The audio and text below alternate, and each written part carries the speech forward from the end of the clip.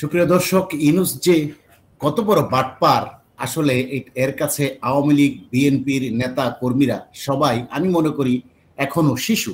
এই Yunus Nobel prize পাওয়ার জন্য আন্তর্জাতিক পর্যায়ের বহুত লবিং প্রতিষ্ঠানকে নিয়োগ দিয়েছিল এবং কখন তার প্রশংসার জন্য কোন প্রতিষ্ঠানকে নিয়োগ দিতে হবে, তার রেপুটেশনের যখন চাপ পড়বে তখন কোন প্রতিষ্ঠানকে কাজে লাগাতে হবে, কিনতে হবে, এইসব ইউনূসের মতো ভালো আসলে আমার মনে হয় না বাংলাদেশ কি উপমহাদেশে কেউ জানে বলে আমার জানা নেই। এই যে একটা রিপোর্টে বলা হচ্ছে কুখ্যাত বার্সন মাস্টলারকে ডক্টর ইউনূস পাবলিক রিলেশনশিপে কাজে লাগিয়েছে বহুবার, এখনো নাকি কাজ করছে। এখন আবারও নোবেল প্রাইজ পাওয়ার সময় এই প্রতিষ্ঠানকে কাজে লাগিয়েছিল তার সুনাম উজ্জ্বল করার জন্য, এখন আবার কাজে লাগাচ্ছে ইউনূস তার যখন রেপুটেশন আন্তর্জাতিক পর্যায়ে মানবাধিকার প্রশ্নে, ক্ষমতা দখলের প্রশ্নে যখন নিচের দিকে, তখন কিন্তু এই প্রতিষ্ঠানটাকে কাজে লাগাচ্ছে। অর্থাৎ এই প্রতিষ্ঠানটা কি? এই প্রতিষ্ঠানটা হচ্ছে আন্তর্জাতিক পর্যায়ে রিলেশনশিপ ডেভেলপ করে কোনো ব্যক্তির রেপুটেশন খারাপ হলে বা তার রেপুটেশন উজ্জ্বল করতে এই প্রতিষ্ঠানকে কাজে লাগানো হয়। তো আমরা এই প্রতিষ্ঠানের সম্পর্কে একটু জেনে আসি, দেখি এই প্রতিষ্ঠানটা কি। এই যে আপনার স্ক্রিনে দেখতে পাচ্ছেন about version to build and protect their reputation and the continually reinvent how it's ডান। অর্থাৎ মানুষের রেপুটেশনকে সমৃদ্ধি করার জন্য এটা একটা, এই প্রতিষ্ঠানটি বার্সন মাস্টলারের যে কুখ্যাত হিসেবে তার কুখ্যাতি আছে সারা বিশ্বব্যাপী, কারণ তারা কিন্তু অবৈধ কাজে সারা বিশ্বের মানুষদেরকে এরা এইভাবে টাকা পয়সা দিয়ে সহায়তা করে, রেপুটেশন পাবলিক রিলেশনশিপ ডেভেলপ করে এদের সাথে আন্তর্জাতিক পর্যায়ে মানবাধিকার প্রতিষ্ঠান এবং বিভিন্ন দেশের প্রধানদের সাথেও তাদের একটা কানেক্টিভিটি থাকে এবং এই কানেক্টিভিটিকে কাজে লাগিয়ে তারা সবসময় চেষ্টা করে ওই নির্দিষ্ট ব্যক্তির যার সাথে চুক্তি করেছে, যেমন ইউনূসের প্রশংসা, ইউনূসের রেপুটেশনকে আরো উপরে নেওয়ার জন্য সারা বিশ্বব্যাপী এরা এই প্রপাগান্ডাগুলো ছড়ায়, মিথ্যা প্রপাগান্ডাগুলো ছড়ায়। এমনকি এদের প্রপাগান্ডা এতটাই খারাপ যে এরা যে জিনিসটা খারাপ, অর্থাৎ ধরেন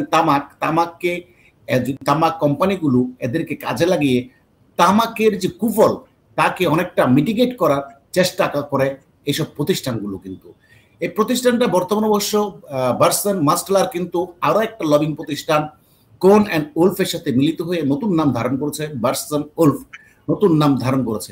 তো এই প্রতিষ্ঠানগুলো বিভিন্ন জায়গায় এই প্রতিষ্ঠানটা তার কুকর্ম করেছে, যেমন 3 মাইল আইল্যান্ড পারমাণবিক দুর্ঘটনায় 1979 সালে মার্কিন যুক্তরাষ্ট্রের 3 মাইল আইল্যান্ডে পারমাণবিক বিদ্যুৎ কেন্দ্রে মেলডাউনের পর বিএমই কেন্দ্রের অপারেটরের জন্য পিআর পরিচালনা করে, যা বিশ্বের গুরুতর পারমাণবিক দুর্ঘটনাগুলোর মধ্যে একটি।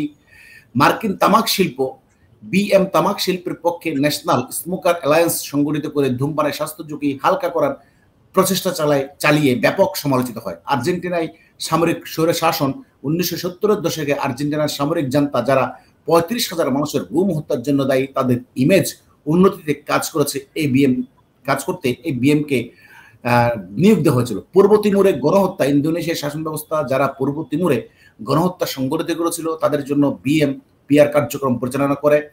ভোপাল গ্যাস বিপর্যয়, ভারতের ভোপালে ইউনিয়ন কার্বাইড গ্যাস বিপর্যয়ের হাজার হাজার মানুষের মৃত্যু ও ক্ষতির পর এই বিএমকে কাজে লাগিয়ে সমালোচনাকে এড়ানোর চেষ্টা করে। নাইজেরিয়ায় বিয়াফ্রা যুদ্ধ, 1960 দশকে নাইজেরিয়া সরকার বিয়াফ্রা যুদ্ধে সময় গণহত্যার অভিযোগে অস্বীকার করতে বিএমকে নিয়োগ করে। রোমানিয়ার স্বৈরশাসক সৌদি রাজপরিবার, রোমানিয়ার স্বৈরশাসক নিকোলাই সিজেসকে সৌদি রাজপরিবারের জন্য ইমেজ উন্নত করার কাজ করে এই বিএম। মানবাধিকার কর্মীদের কাছে সমালোচিত। ফেসবুকের বিরুদ্ধে গুগলের নিন্দা প্রচারণা, 2011 সালে বিএম ফেসবুকের পক্ষে নিয়েছে গুগলের বিরুদ্ধে গোপন নিন্দা প্রচারণা চালায়, যা প্রকাশিত হলে কেলেঙ্কারি সৃষ্টি হয়। তারপর ইজিপ্টের পর্যটন মন্ত্রণালয় মিশরি সন্ত্রাসী হামলার পর পর্যটন শিল্পের ক্ষতি কমাতে বিএম প্রচারণা চালায়। তারপরে এই ইউনা বোমা হামলার বিএম এর নির্বাহী থমাস মোসার ইউনা বোমার ট্রেট কেজেনেস্কির মেবল হামলা নিহত। অর্থাৎ এইসব কাজে এই অপকর্মগুলাকে ঢাকতে ধনাঢ্য ব্যক্তিরা, ধনাঢ্য দেশ, রাজপরিবার এদেরকে ব্যবহার করে। ইউনূসও কোটি কোটি টাকা খরচ করে এদেরকে অনেকবার কাজে লাগিয়েছে এবং বর্তমানেও কাজে লাগাচ্ছে। যেমন এই রিপোর্টে বলা হচ্ছে 2011 সালে গ্রামীণ ব্যাংকের নেতৃত্বে ডক্টর ইউনূস অপসারণের সময় তিনি ইমেজ ও জনপ্রিয়তা পুনরুদ্ধারের জন্য বার্সন মার্সেলের সঙ্গে কাজ করেন। অর্থাৎ এই ইউনূস এদেরকে কাজে লাগিয়েছিল এবং বর্তমানে ইউনূস যখন এখন সারা বিশ্বের কাছে মানবাধিকারের প্রশ্নে ইমেজ সংকটে পড়ছে, এখন আবার এদের দ্বারস্থ হয়েছে এই ইউনূস। এই বার্সন মার্সেল সম্পর্কে একটু বলে রাখি, এটি প্রতিষ্ঠিত হয়েছিল 1921 সালে এবং এখন এর কার্যক্রম চলমান, যারা টাকা পয়সার বিনিময়ে আসলে এই লবিং গুলো পাবলিক রিলেশনশিপ ডেভেলপ করে। তো আমার সাথে যুক্ত আছে জনাব আতার হালদার। এই যে ইউনূসের অপকর্ম ঢাকতে ইউনূস যে আবার বার্সন উলফের শরণাপন্ন হলো এবং কোটি কোটি টাকা ঢালছে, এগুলো কি সব রাষ্ট্রীয় টাকা নাকি ইউনূসের ব্যক্তিগত টাকা বলে আপনি মনে করেন? ইউনূসের ব্যক্তিগত কোনো টাকা কি আছে? আসলে ইউনূস এ পর্যন্ত যত টাকা ইনকাম করেছে, যত টাকা তার লোপাট করেছে, সমস্ত কিছুই রাষ্ট্রের এবং জনগণের, গরিব জনগণের টাকা সুদের বিনিময়ে, যারা অন্তত 85% সুদ নিয়ে এই টাকাগুলো কিন্তু সারা গরিবকে চুষে সেই টাকা বানিয়েছে। এবং বিশ্বব্যাপী কিন্তু তার বাটপারি এখন কিন্তু মানুষের কাছে দিনে দিনে উন্মোচন হচ্ছে। আর এই যে বিএম উলফের সাথে যে তার যে বিষয়টা, সেটা 2011 সালে কিন্তু সে যখন গ্রামীণ ব্যাংকে জোর করে সে এমডি থাকতে চাইলো এবং সেখান থেকে আদালত তাকে বাধ্য করলো যে না, আইন অনুযায়ী সে থাকতে পারে না, তাকে সরিয়ে দেওয়া হলো, তখন কিন্তু সে একটা ইমেজ সংকটে পড়ে গেছিল।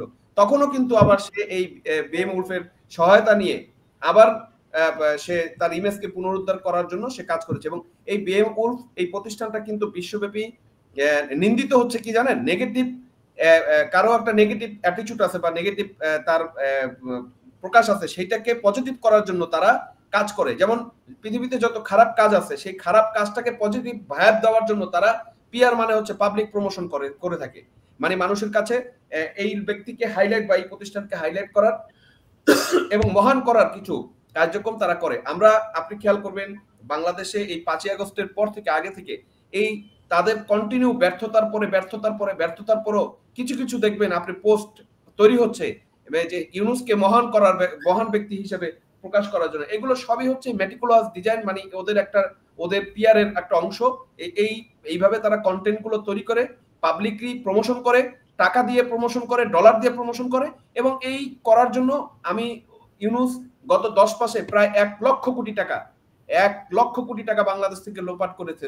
তো সেখান থেকে সে যদি 1000 কোটি টাকা তাদেরকে দেয়ও এবং তার গুডউইল ফিরিয়ে এনে আসার জন্য তারা কাজ করে, তাতে তো ইউনূসের কোনো লস নেই, বরঞ্চ আরো ভালো হবে। যে ইউনূস এখন পর্যন্ত কয়টা লবিং ফার্মে কাজে লাগাচ্ছে? আপনার কাছে কোনো তথ্য আছে সুনির্দিষ্ট কয়টা? আমরা একটা পেলাম, এই যে বার্সন উলফ, এটাকে একটা পেলাম, আরো কয়টা এরকম আছে আপনার জানা আছে? না, সবগুলোর বিষয় আমার এখনো জানা নাই, তবে আমি এটা নিয়ে কাজ করছি। ইনশাআল্লাহ বাকিগুলো খুব শীঘ্রই আমরা সামনে হাজির করতে পারবো। ধন্যবাদ। এবার প্রিয় দর্শক, দেখলেন ইউনূস কোন লেভেলের বিশ্ব বাটপার। অর্থাৎ বিশ্বে যদি বাটপারের প্রতিযোগিতা হয়, এই ইউনূস 1 নাম্বার স্থান দখল করবে, তাতে কোনো সন্দেহ নাই। এইগুলা বাংলাদেশের মানুষ জানাও না যে পাবলিক রিলেশনশিপকে ডেভেলপ করার জন্য বা লবিং করার জন্য তার পক্ষে কোটি কোটি টাকা খরচ করে এইসব প্রতিষ্ঠান দাঁড়িয়ে আছে সারা বিশ্বব্যাপী। এবং সারা এই বার্সন উলফ সারা 110টা দেশে তাদের অপারেশন পরিচালনা করে। এবার বুঝেন এইসব বড় বড় প্রতিষ্ঠানকে হায়ার করতে হলে কত টাকা ব্যয় করতে হয়, এটা পাবলিক হয়তো জানেও না। ধন্যবাদ প্রিয় দর্শক, আবারও কথা হবে অন্য কোনো বিষয়।